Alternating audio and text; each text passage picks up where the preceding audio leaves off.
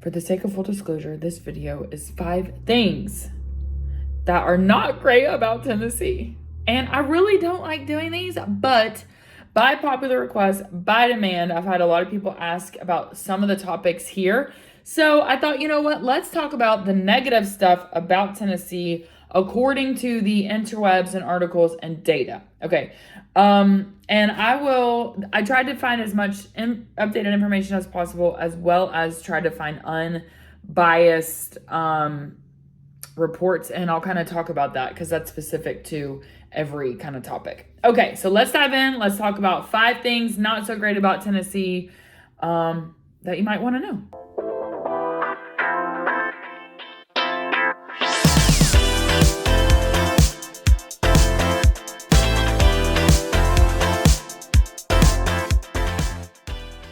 Okay, number 1, Tennessee is set to have a horrible crime rate.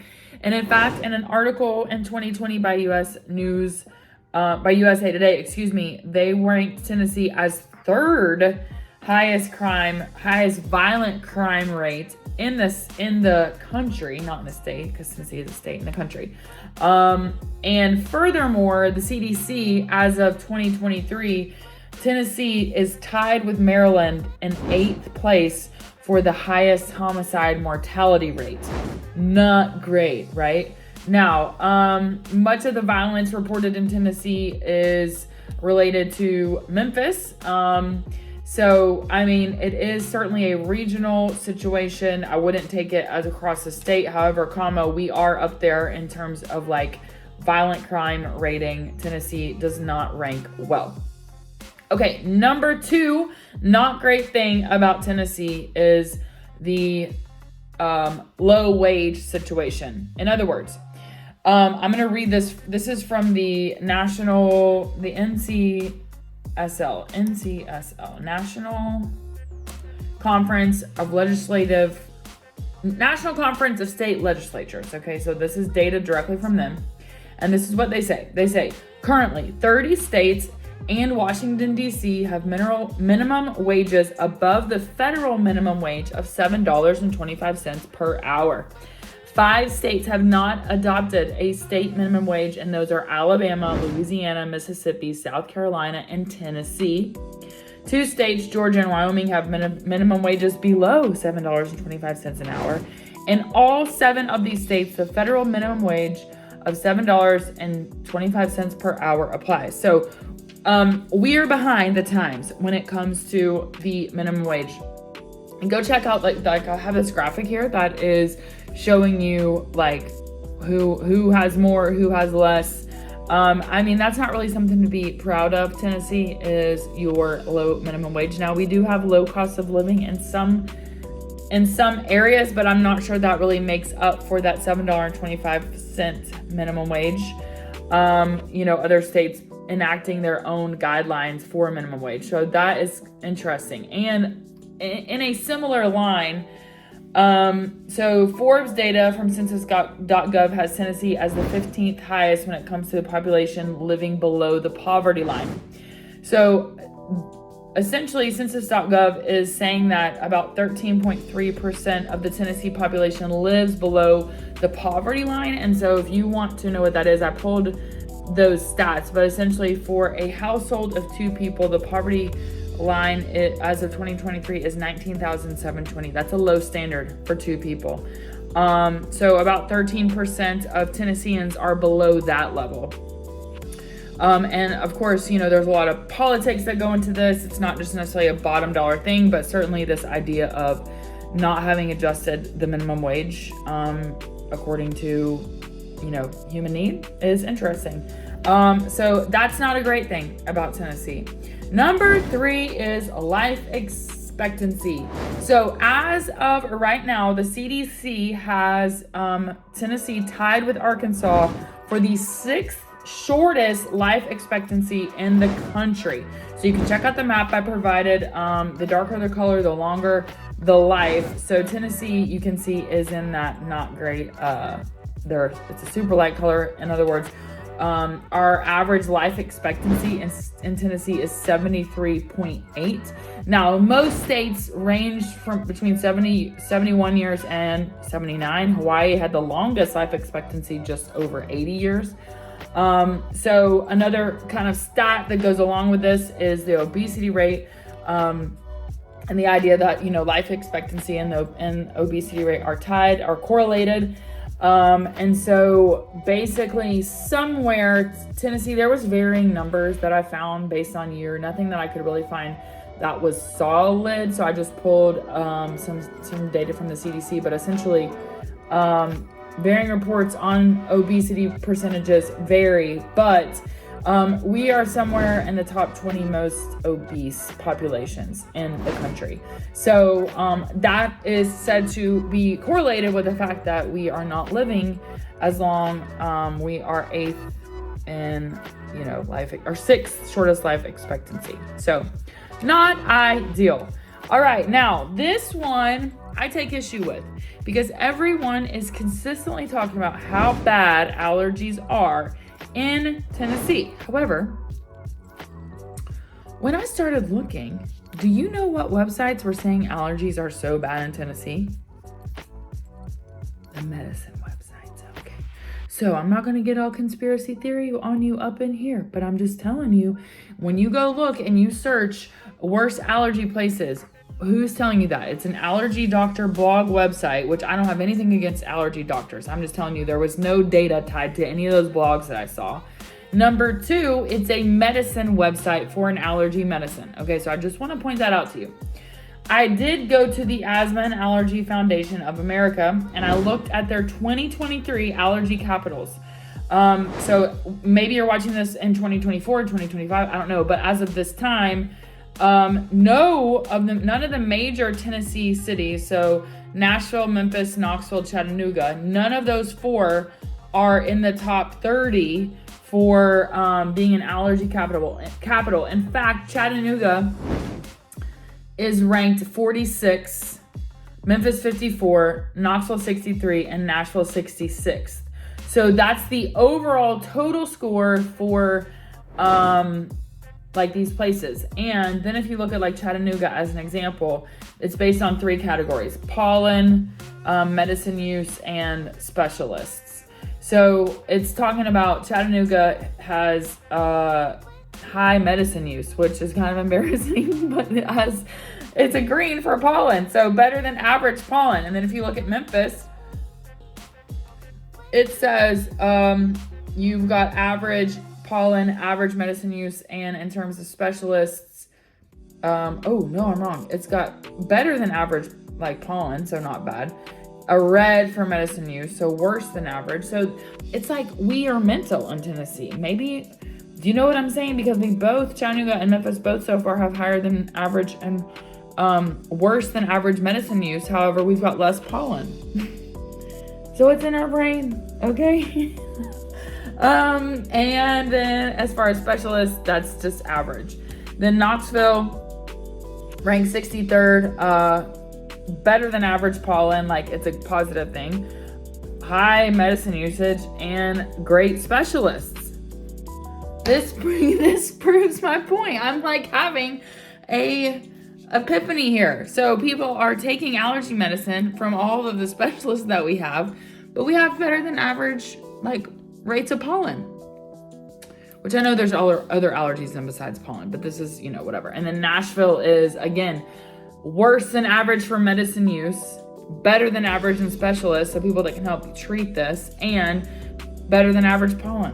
What is happening here, Tennessee? What are we doing? Now, let me tell you this. I did look at weed pollen rankings, and Knoxville shows number 10. So for 10th highest. And then if I looked at the overall score where they ranked, Knoxville, it says better than average. So it's a little bit conflicting there. So weed pollen, not so great in Knoxville. And then Nashville shows up 15th. Now Chattanooga is showing up 3rd. So that's a little bit conflicting. So Chattanooga, Knoxville, and Nashville all showing up on the weed pollen ranking. So it's higher. But so there is some allergy stuff there. Also note that usually what happens is in the spring, you get a lot of allergy stuff going on, and then into the fall as well. There's another note here that tree, grass, and weed pollen are the major allergy issues. So while, yes, there is some allergy stuff going on here in terms of rankings where Tennessee fits, none of the major 4 are in those top, the top rankings for the worst places. And number 1 is actually Wichita, Kansas. Who wouldn't know?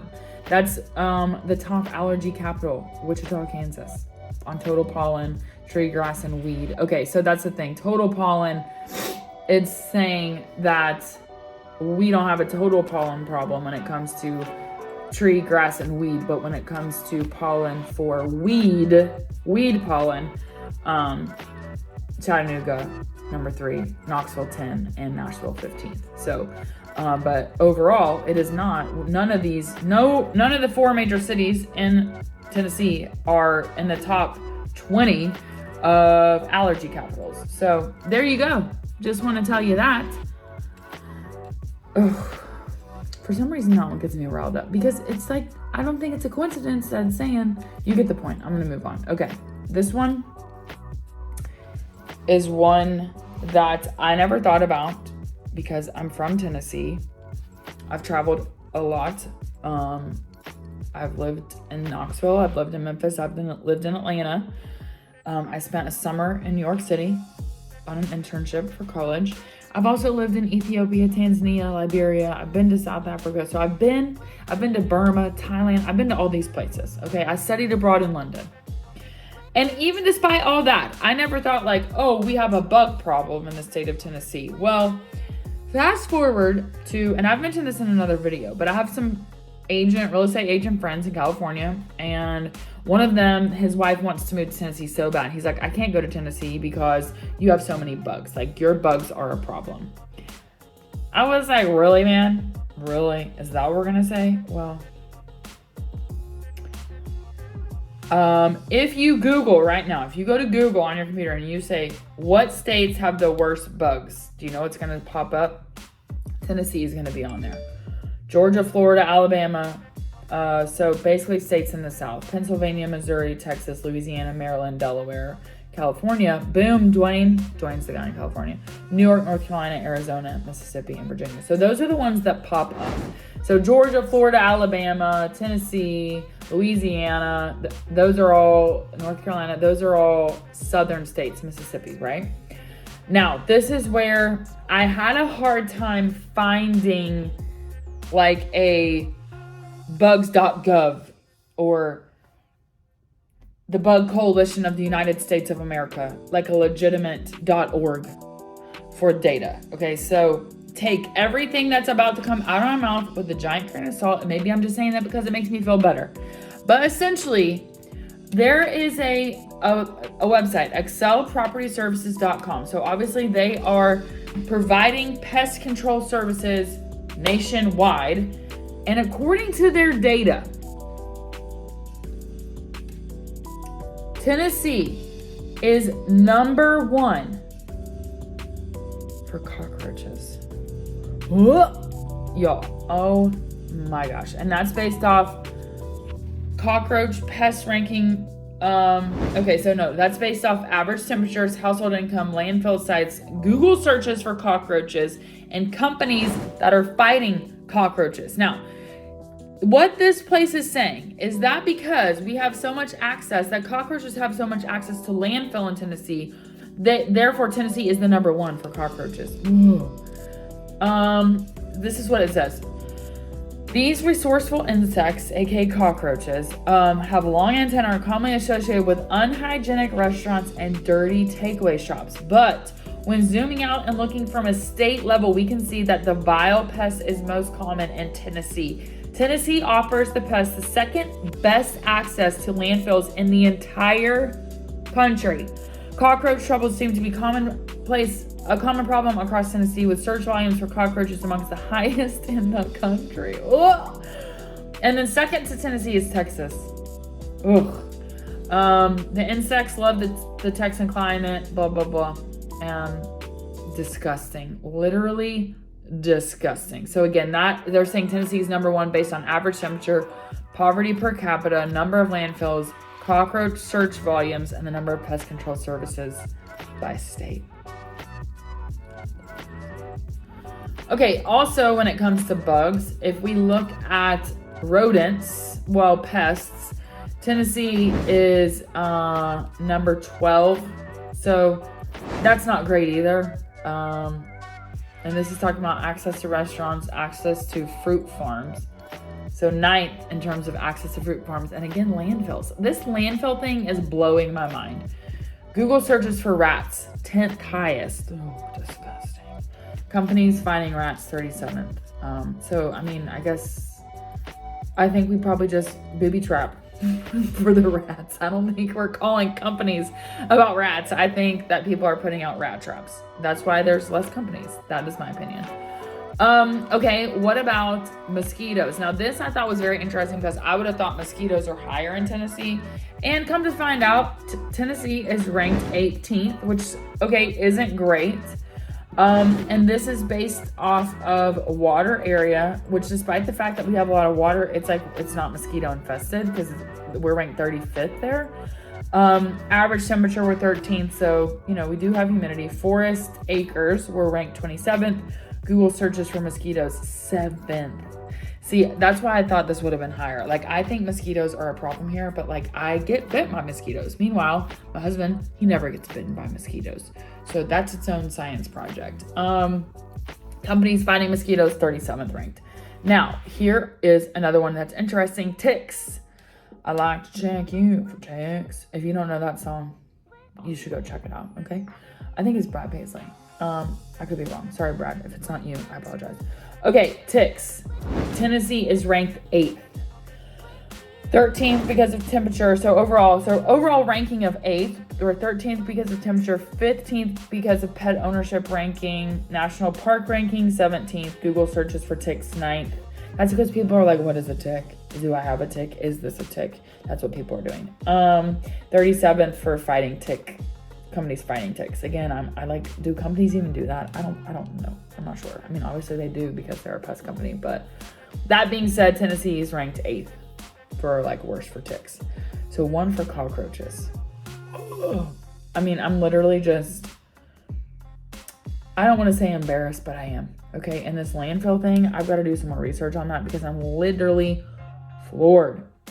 So overall, if we look at all those things, cockroaches, rodents, ticks, and mosquitoes, Tennessee, according to this website, is number 9 as most likely to host pests overall. And that's something we don't want to be a host for. You know what I mean? So not so happy about that one. And just want to speak to the data methodology. It says that this tool allows users to visualize which U.S. states have an environment best suited for rats, cockroaches, ticks, and mosquitoes to live in. To put this tool together, Excel Pest Services have analyzed a variety of data sources in order to rank the states by best harboring environment. And these include yearly average temperature, number of landfills per state, percentage of households owning a pet, number of pest control companies, and data set from the World Population Review, amongst many others. So they've got some data they're talking about here. They did link their sources.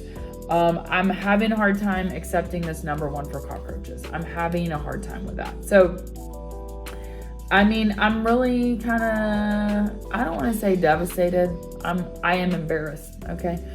So, those are the things. Those are some of the worst things that you should know about Tennessee. Some of them I think are up for debate. For example, the allergy situation, which was number 4. And number 5, the bug situation.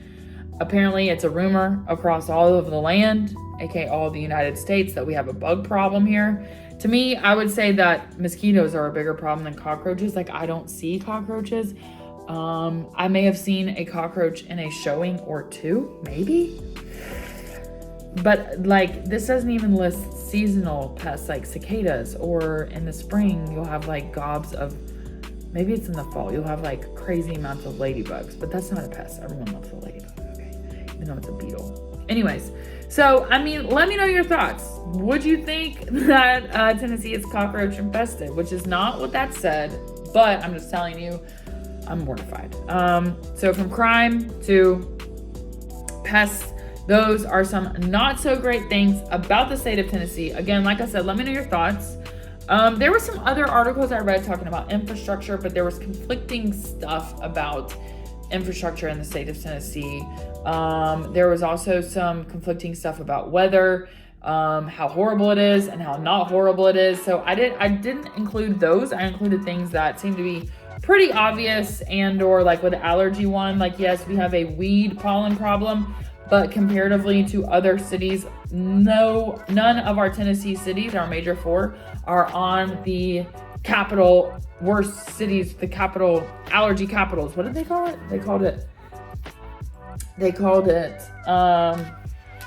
They said top 20 most challenging places to live with allergies, allergy capitals. None of the big four Tennessee state cities are even on that list.